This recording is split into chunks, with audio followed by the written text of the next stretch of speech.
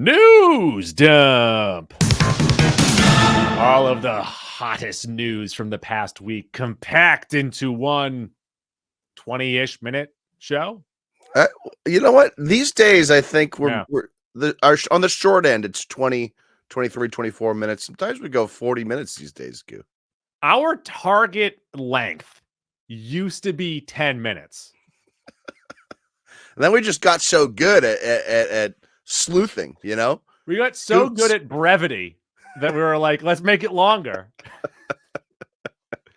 What happened at the box office this weekend, Mac? Yeah, Goo. I reviewed it. Kind of reviewed it last week when we talked about what have you been watching lately. A new release, Mean Girls, led the holiday weekend with 33.2 million. Coming in at second was The Beekeeper, 19 million. I heard it's actually kind of terrible. Number 3, Wonka, still making money, 11 million. Anyone But You in fourth, 8.5 million. Fifth, Migration, 8.3 million, which beat out Aquaman and the Lost Kingdom at sixth with 6.6 million. I don't know what the total is on Aquaman, but it's got to be pretty low. Well, Migration is an Illumination movie, so you would assume it's going to do better than Aquaman. But also, I'm curious, Mean Girl wise, is that people going there knowing that it's a musical, or it's just the people that love the first movie?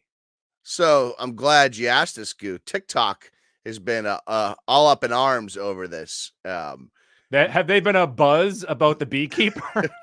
There's been a really funny reaction to Mean Girls.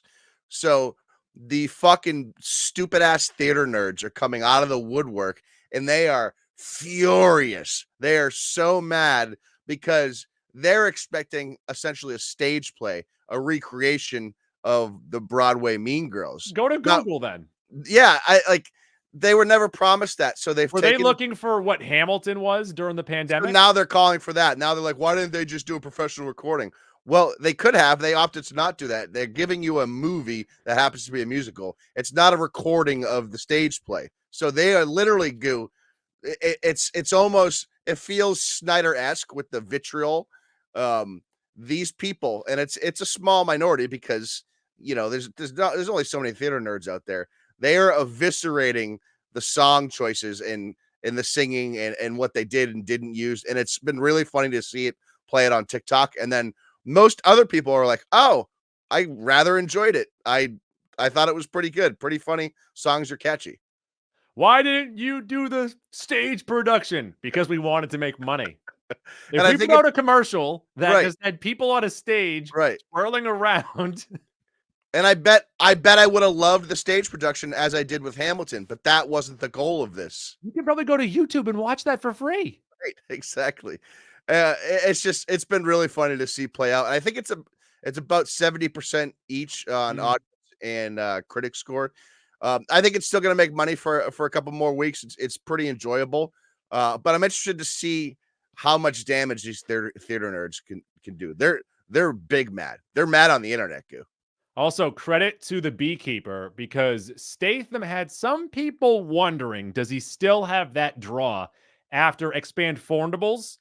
And looks like he does. And he's kind of leaning into the fact, like, I make B action movies. I'm going to call this one The Beekeeper. That'll be one to watch. Nailed it. That might be a precipitous drop in week 2 for that. You've said B 5 times in the last 2 sentences. Is that on purpose? No, it wasn't. It's as if they've crawled into your little brain and just made a nest in there. And then also Wonka. That's a bees maker nest. Is Wonka over 500 million now worldwide? Oh, I have no idea. No clue. It's pretty good. It's done pretty well. I'm not saying it is good. I'm saying like that's people knowing 2 what it is. musicals in the top 3, Goo. Well, so that's why I'm questioning. So I want to see what Mean Girls does in week 2, how much of a drop off it is, or if it stays consistent with people knowing what it is, because Hollywood has had this little thing recently, or for a very long time, of not wanting to market musicals. Yeah. And maybe that's what people want now. Yeah. And again, to me, it's a very palatable musical because you go in knowing the story more or less. So you don't have to pay attention a ton to what's actually happened. You could just go in and enjoy it. And that's the experience I had. And again, I had a belly laugh, a full minute or two belly laugh that fucking killed me. one of the newer jokes added in there. So, and again, it's Tina Fey's script still. She's one of the best comedic writers we've ever seen. So it's not like it's, there's not too many like misses. It's a pretty high batting average. The movie's good. Are musicals the new MCU? For sure not. The musical cinematic universe? No. Nope. That seems to be what's popular now. Let's see what the next decade does for us. Okay, all right. News dump. Critics' Choice Awards were last night. I did watch for some reason, and Oppenheimer won Best Movie, Barbie Best Comedy, Nolan Best Director, Stone Best Actress. But what stood out to me, and this is going to play with the odds if you are one who gambles on the Academy Awards, is Cillian Murphy lost Best Actor to Paul Giamatti. Yeah, I didn't realize you just said this now too. Emma Stone beat out Lily Gladstone too. Yes. Is that her name? Yeah. That's an interesting one as well. So the best actor and actress races seem to be up in the air here. But clearly, and you and I talked about this off air, I think we're starting to overthink this year. Cillian Murphy in Oppenheimer is one of the greatest performances of all time. Say what you want about the movie. Cillian Murphy in Oppenheimer is one of the greatest performances of all time. And Paul Giamatti's great in The Holdovers. Yes. Cillian Murphy puts on one of the best performances of all time. He is in every scene.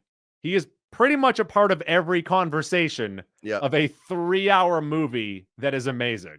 And he plays them at 3 different ages. Yes. Yes. No, there's not a performance that's even in the same realm as his this year. And look, I think that Giamatti's amazing in the movie. And I think maybe any other year that could be one that sneaks up to take an award. Sure. But like we talked about, like, we think that the way that Murphy plays Oppenheimer is if you do a top 10, top 20 performances of all time, he might sneak in there. He's in consideration for sure. Giamatti, not at all. Also, Giamatti and Stone won for best comedic actors at the Golden Globes.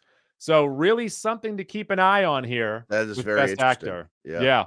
We have to look at the percentages because there is something that goes into who wins what award leading up to the Academy Awards. And some of them are more predictive win than the others. Yeah, exactly. And we're gonna have a full breakdown after the award show. No, we'll do something beforehand. DFS. We'll do a little DFS. We'll do a little DFS with DFS. DTF. Yeah, there we go. That's what we invented. Yeah, there you go. One of the few things we actually did come up with. News up. Well, Mac, in not surprising news, Mando and Grogu are heading to the big screen. The movie is going to be called The Mandalorian and Grogu. I don't think that's confirmed. It is. That's the official title. Look it up. The working title. Look it up. No, the working title is Blue Harvest, I believe. But some notes here from THR. The movie was made a priority during the strikes. It could lead to sequel films if successful. I think they'll make sequel films anyways because it's a popular character. Dave Filoni is helping to write the script, and season 4 scripts are all written, but unclear if it will happen.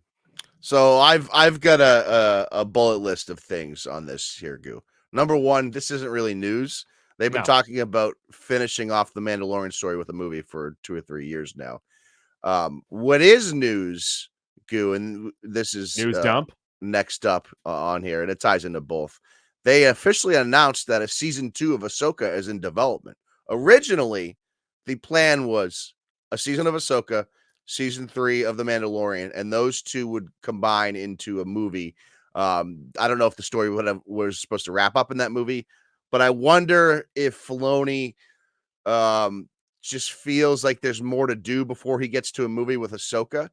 But as far as the Mandalorian and Grogu goes, there's no more. We don't need another season of that show. And that was, I think, both of our takeaways at the end of season 3.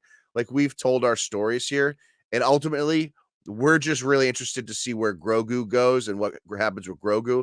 We're sort of over the Mandalorian stuff. Stop saying we. Well, I think you agree with me on that. No. What I wanted in season 3, they did in 2 episodes of Boba Fett. Sure. But what I'm saying, Mando as a character, I think we've seen all we're gonna see as far as him changing. I think he is what he is from now on, from this point forward, I should say. Grogu is the interesting character here, and in season 3, they used him just basically so people could As a laugh and puppet. giggle. Yeah, there Mac, he is a was puppet. He's a puppet. there was no development of that character at all in the 3rd season. So that's what I'm mostly interested in when it comes to those two characters. I'm also wondering now if Filoni is trying to distance Mando and Grogu from Ahsoka and make the Ahsoka stuff more exclusive, if that makes sense. Mm-hmm. Yeah, I mean, I think the easiest of what the Mandalorian movie should have been is after Luke Skywalker took his puppet baby, maybe the movie is him looking for his puppet baby. Yeah, they just really butchered season 3, Goo. They really fucked it up. I will never get over, like, I think that if it doesn't find itself, and I know that we've gotten some messages, some DMs being like, stop talking poorly about the Mandalorian, but I would just say, like, if it doesn't find its way from here, if it keeps on Meandalorian, Ooh. that might have been a shark jumping moment, them rushing to get Grogu back. Yeah, it really, there's almost no justification for it other than them thinking half the audience is there for Grogu. And to a certain point, to a certain extent, that is true. You and I are there to figure out how this fucking little green guy becomes a Jedi. Build up the mystery I of agree. it, though. I agree. It felt lazy, and ultimately it hurt season 3. It hurt both of those characters. It's just there was a sour taste in my mouth from season 3, and I hope that maybe them developing it as a movie, they cut out some of the bullshit because they don't need to fill 9 episodes, whatever they plan on doing. They're gonna give us 2.5, 3 hours of their best stuff, and maybe that'll be what those two characters need. But I can't pretend like I'm super looking forward to that movie. I am looking forward to see where that Ahsoka story goes. Okay. But as far as Mandalorian and Grogu go, I mean, what are we really looking forward to here? I was going to ask, do you have any more thoughts on Ahsoka while we're here? I find it incredibly interesting that we went from probably one season leading into a movie that meets up with the events from The Mandalorian to now a definitive second season, and then maybe they're having a movie that's separate. So Dave Filoni is up to something. I don't know if it's good, but he's up to something. He's clearly trying to develop something or go further down a path that he didn't intend on 2 or 3 years ago. So I do think season 1 of Ahsoka, you get a little bit of a blue balls feeling. I do think there's a second season can be warranted there. I just where we're at with Star Wars, Goo, and especially now seeing the Disney effect on Marvel, for better or worse, you can't help but be pessimistic on what they're gonna do. You heard it there first. Dave Filoni, full of baloney. News dump. James can wait. Oh, James McAvoy. This is via Entertainment Tonight. He was asked about returning as Professor X in the MCU. He said, anything I say will get me in trouble. I have not been contacted by them. And if they want me to come back, they need to talk to me. And it needs to be a good script, which, by the way, that is, I think, on everyone's bingo board for every actor for all of these. Well, it needs to be a good script. No, I think if the money's right, most of them will just do it. But McAvoy does strike me as someone who doesn't care as much about the money. I think Fassbender strikes me as someone who doesn't care as much about the money. Well, considering he didn't act for like 5 years, yeah, that's definitely true. This is interesting because you would think, well, that's not necessarily true.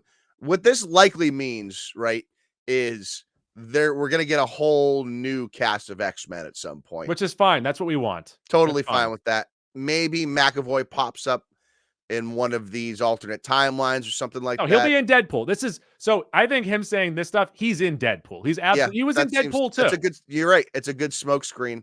I loved him as Charles Xavier, and I would welcome him back if he would like to come back and the opportunity makes sense. But I also agree with you where I think we're cool with like casting new X-Men. And look, like I thought First Class, him and Fassbender, amazing. They're so good in that. So good. Days of Future Past, little bit less because they don't have that. They don't build upon the relationship in the second movie like they should have. Well, they also were able to capture those two, Fassbender, McAvoy, and Jennifer Lawrence Yes. in 2011, right before all three popped off. They Mhm. were obviously well known, but they weren't mega stars. And then in between the first and second movie, they all became mega stars. And you talked about it more with Lawrence about her not caring so much. But I think it did affect where that series went, where that trilogy Well, went. especially well, not the trilogy, but the quadrilogy, especially by the end where, you know, the like all three of them are just trying their damnedest, but there's nothing left for them to do. Yeah, yeah. There's a great line in that fourth one of when he tries to give one of those big Professor X speeches, and Fassbender goes, "Charles, we're done with these speeches. Please stop. We don't care anymore." Still, I would say you've had a couple good ones. Top 3 belly laugh I've seen for you is when Cyclops swears Oh in my Dark god, Phoenix. that You was the laughed for best. 3 "You minutes. touch her, I'll fucking kill you." It would have been the best if Fassbender just laughed in his face. I laughed because it was so unintentionally funny, and then I kept laughing because you were laughing. It was so funny. And even leaving that movie, like you were pissed about it. And then you like looked at me and you're like, "What do you think?" I'm like, "Well, I like the train scene. The train scene was cool." I wonder if it's just not possible to do the Dark Phoenix saga in a movie. You need a whole trilogy, or you need to do it in a miniseries. It seems like we have definitive proof it's not possible to do it on the big screen at the moment. News dap. They'll definitely try it again. They'll try it at least 7 more times. Got some news that Karen and Foggy are on their way back to the law firm. I didn't finish that off very well, but via the insider. So this might be wrong. I don't know why I'm even bothering with this. Might all be rumor and hearsay, if you will, Mac. But Eldon Henson and Deborah Ann Wool will return as Foggy and Karen for Daredevil Born Again. And they need to make sure that they don't mess up Daredevil. They really need to make sure they don't mess that show up. As someone who didn't care all that much for the Netflix Daredevil, I'm still hyper aware of how much a lot of people cared about it. Um, I don't think you needed to bring these two back, to be honest with you. I don't think they It does needed seem to. fan servicey, right? I think they might need to service some fans right now, though. Yeah, no, you might be right about that. And people have been waiting years now for this Daredevil show. So I get logistically why they did it. Just me personally, I don't think those two add much to the show, to the character. So it would have been fine if they didn't come Be back. careful, she can hear you. That was mean. I shouldn't have said that. We'll talk about Echo at the end of the week. We're going to put it with some other stuff because it cannot carry its own I episode. told you. But I was right about that. let me just say this. I watched it over 4 nights. I fell asleep every night during the show. I had to go back and rewatch it again. And It's during the final night where Mhm. we watched the finale, the big conclusion, I fell asleep during that. And then I woke up and I watched 2 hours of YouTube after. So it wasn't because I was tired. It was just because it's boring. It's bizarre because clearly they took time and care with the Native American side of stuff, and it almost seems like in lieu of that, they forgot to tell a good story. And then And at the end also, of it, like, you're like, "Wait, so what are these curly fries on her hands? What can they do?" I was sitting back and like, what is everyone's motivation? Why is everyone Yeah, doing and this? why is Wilson Fisk now like not intimidating whatsoever? You've already humanized him. You spent so much time during the 13 episode long, 1 hour long episodes of Daredevil humanizing him and telling his story. And he's already broken down several times. What you did to him here, not great if this is your first property, second property using him, and he is the Thanos of the streets. Are you kidding me? I would like to Let's not do know. too much echo, though. I'm Okay, sorry. all right, yeah, Like, yep, fair. We'll save it. Like, We'll save it. I second time that Frustrating. we've seen him 2 times and he sucked both But times. don't you agree that them releasing it all at once helps quell our annoyances? Because you're like, fuck it, whatever, it was done within a few days instead of waiting 5 weeks for that lackluster horse shit. I fell asleep so many times it took me 5 weeks. News up. Some Casting news for the new Paul Thomas Anderson flick. It is Leonardo DiCaprio, Sean Penn, and Regina Hall. Is that it? You like them? Yep. Oh, That's okay. it. The real I'm like, notable did I thing miss a there is name? Is Mac waiting no. for another name? No, I'm big Regina Hall guy, obviously. The big news there is Leonardo DiCaprio, who famously turned down the role of Dirk Diggler in Boogie Nights. So now maybe retribution here.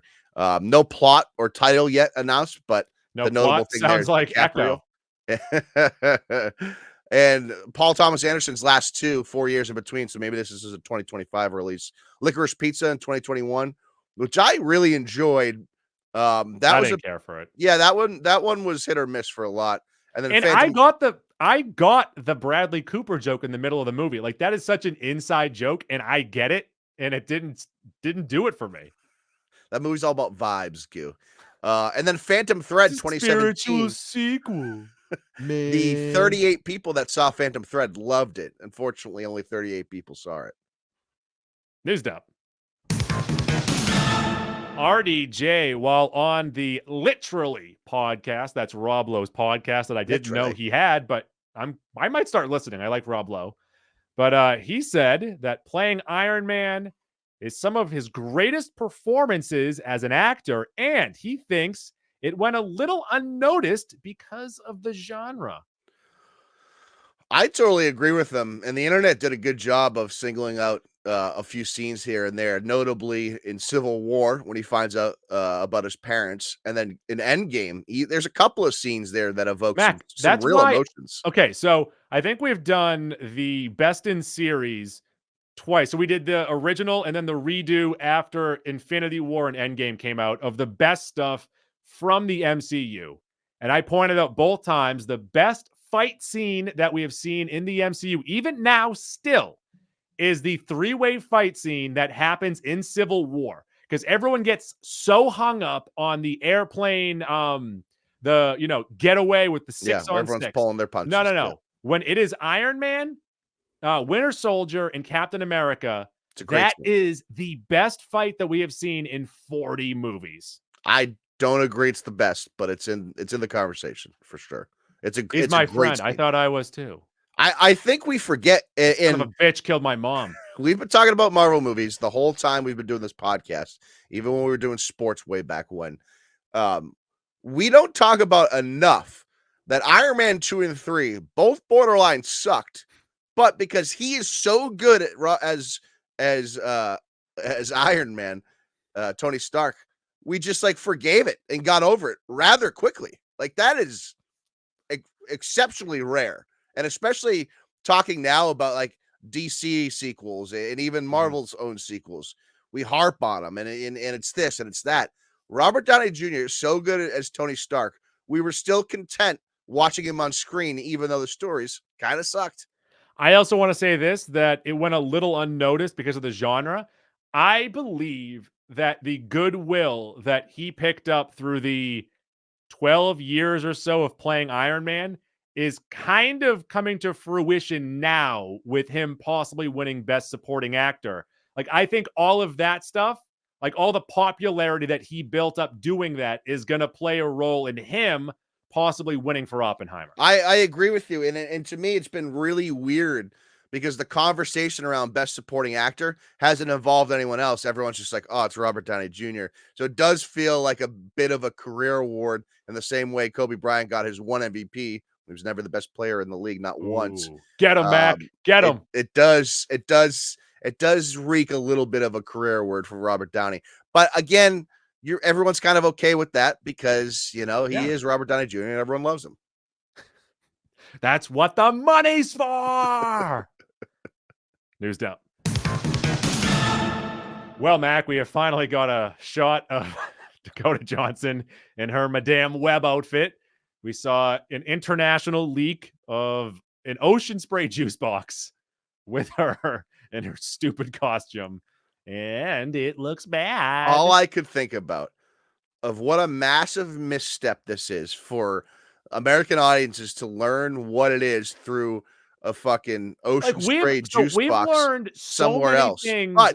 But Yes, for them to release that had to have maybe thought it might get leaked to America and not utilize the guy that rode the skateboard with the ocean spray 4 or 5 years ago. Just a massive misstep. That should have been the release. But like, this is also so funny because we have gotten so many spoilers where they were toilers. Like you're able to see the Lego set months before a movie came out or something. But we're getting this on go on Twitter, go on Instagram, just type in Ocean Spray, Spider-Woman, Madame Web, and just it is hilarious. It looks so bad. It looks like someone that made a fake thing. Like someone made a meme or something. It looks fake. And it turns out it's real. And it's amazing that each new thing we get about this movie is somehow worse than the prior thing. It's fucking incredible. It's amazing. Also, marketing-wise, put Sydney Sweeney on there. Mac would have bought all of these. Yeah. What are you doing, Dakota Johnson's fucking milk face? Kidding me? Oh, by the way, this has nothing to do with this at all. Only that Sydney Sweeney's also in this movie. I saw a scene from Anyone But You on TikTok. Oh, she's naked. She's nude. Well, she's got a thong on. But now I have to see the movie. Like where? So I've been looking for that, and I've been looking for American Fiction almost every single day. I'm like, is it streaming now? Yeah, right. I still can't find it. I think we're still a few weeks away from both. Yeah, because those are the last two like that I really want to watch. That I really, really want to see. And Mac is going to watch it in 2-minute increments, but still. And I still want to see Aquaman. I just have to. Aquaman and then Godzilla -1. I still have to say. Yeah. I do still have to see that. Newsed up. Speaking of Oppenheimer earlier, probably should have done this after the Critics' Choice Awards, but it is going to Peacock coming up in February, specifically on the 16th. I am looking forward to a rewatch. Yeah, I too have not watched it since my theater experience, and I think it's one of those movies that even non-traditional like movie fans can appreciate this type of movie. That's how fucking good it is. Dads, you think dads are going to be into it? Yeah, dad's going to love this shit. Yeah. It's got to do with World War II, so of course. I'll say that might be the best John Mulaney joke of all dads are training for a World War II trivia show. Shane Gillis has a good one too about you don't know it yet, but when you're getting into like history and World War II and shit like that, you're just slowly becoming a Republican. Yeah, for that one too. Or so they say. That's all we have, right? Yeah. Nothing else? News up. Mac, I have news. I have terrible news. Worst news of the week has been moved off of the schedule from its original March release date, and the strikes are playing into this postponement. I fear this might interfere with how great it could be. Again, this is if you missed our 2024 preview, Mickey 17 is the next movie from Bong Joon-ho, who of course was the director of Parasite, which kind of broke the world a couple years ago. That movie was so good. The notable thing here, Goo, like you said, not only is it delayed, it took it off the schedule altogether, so it doesn't even have a date at the moment, and that is a little worrisome.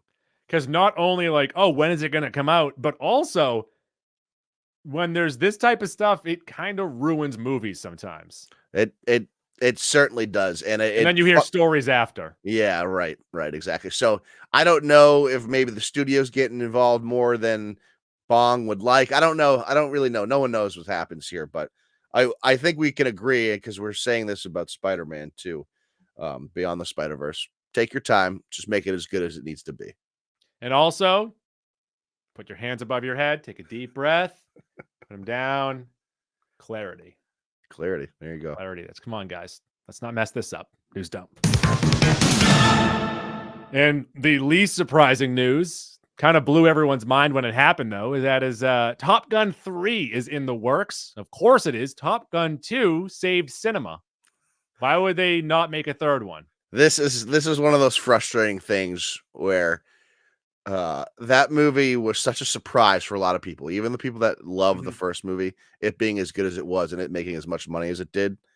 And they're going to come back and ruin it. They're going to ruin it with whatever they give us. It's going to make $1 gazillion, but it's going to be way worse than this second movie was. Like, I do not like the first Top Gun movie. I think it stinks. Neither do I. The second Top Gun movie is a perfect blockbuster. Like, it's so fucking they good. nailed it. They nailed it. And it took me like 6 months to finally watch it because I didn't like the first one so much. I was like, there's no way I'm going to like this one. You watched it in an airplane bathroom. It was so good. It was so good. But he also signed a non-exclusive deal with Warner Brothers to develop not movies, but like series of movies. Like they're trying to make new franchises. Okay. Yeah. Yeah. But he can also work with other companies too, so it doesn't really matter. He can do whatever he wants. He's Tom Cruise. Yeah, that's true. The last movie star. News down. Got a trailer for Mr. and Mrs. Smith. Yeah, this is Donald Glover and Maya Eskren. This is coming to Prime February 2nd. I think this show is going to be fun, and I like that movie more than most. Mr. and Mrs. Smith is an incredibly underrated action movie. Got to be sexy. It's got to be sexy. It does need to be sexy. I will say that. If we don't see cock, I'm going to be a little upset. But I am looking forward to this. I remember a couple of weeks ago, I told you that my wife was throwing away all my clothes. Yeah, I was able to sneak this sumbitch out of there. She didn't get this one.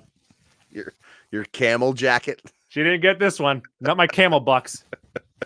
My Joe Camel. So where are you hiding that now? In the office. I gotta hide it in the office. Yeah. She gonna get it.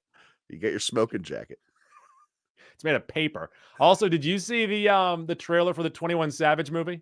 No, I did not. So that's starring Glover. Also, the kid from Stranger Things. Why are they making it? I don't know, but it's also directed by Donald Glover. So maybe I wasn't aware that 21 Savage had a story worth telling. Oh, I think he got captured by ICE, right? I have no idea. Oh, go read a book. No, never. Half the world is named Mohammed. News up. Trailer for Curb Your Enthusiasm. Can you please fill me in? Has Larry had these glasses for a while? No, that is just in a couple shots. That's actually the most interesting thing from the trailer, figuring out how he ends up with those glasses. I'm just so excited and simultaneously sad to watch this final season. But there's some like interesting theories and people just throwing stuff around as to how he's going to end the finale. Is it going to tie back into the pilot episode? Is there going to be a Seinfeld finale reference? Does he go to jail, you think? Right. So everyone's starting to talk about that. So we're only, 12 weeks away from it. 14 weeks away from the finale. I'm very much looking forward to this. This is one of those shows that has the rare ability. Can I throw something at you? Yeah. Okay, this is my prediction. I think that he is going to play with the going to jail thing, and he's going to go to jail for mistakenly being on the Epstein list. Would Larry not do this? Yeah, no, that's not bad. That's not bad. Someone jokingly put out there that in the finale he'll wake up next to Susie, and he's been married to Susie the whole time. That's not bad. Okay. If they hadn't played with doing the Seinfeld reboot on the show, they could have had him wake up in the final episode and he's George. Yeah. Yeah. They somewhat played their cards early with the Seinfeld stuff, but whatever. We got a good season out of that.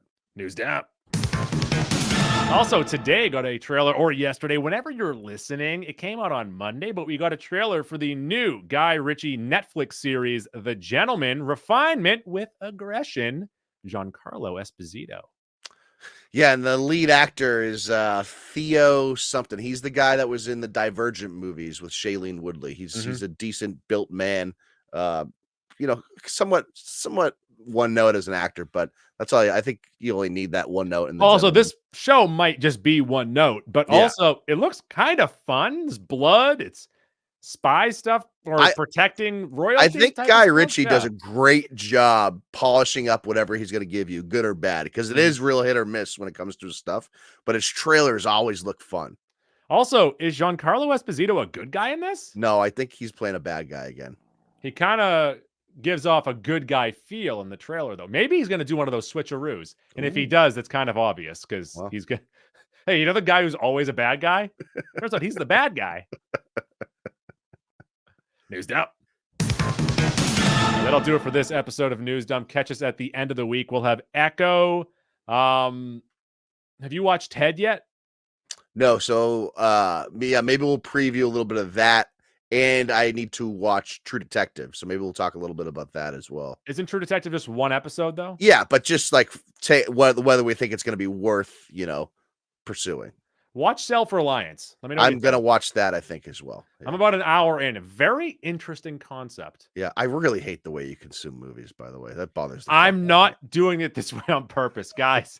After last year, where it seemed like I had cleared myself of my sleepy Jonas, I have, in 16 days, fallen asleep during media 8 times. I'm like 50% falling asleep. I can't stop. Yeah, you could have a Celsius, So the way that afternoon Celsius. The way that I have watched Self-Reliance so far is I started it with my wife.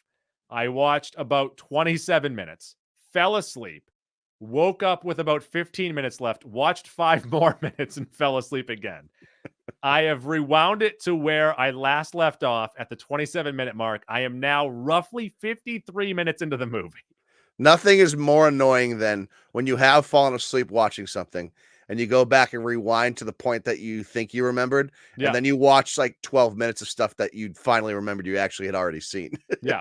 You know what I also hate? And I think this is with the Elvis movie is I fell asleep 90 minutes in and then I slept because the movie was like 2.5 hours long. So I slept for 45 minutes, woke up with 15 minutes left and just watched the last 15 minutes. And I said, you know what? I think I get it. Good enough. Yeah. Good enough. I don't think I missed anything. No, you didn't. You didn't at all. So I'll figure it out. Yeah, for sure. I'll eventually finish this movie that I kind of like. Yeah, that I like. So, news down.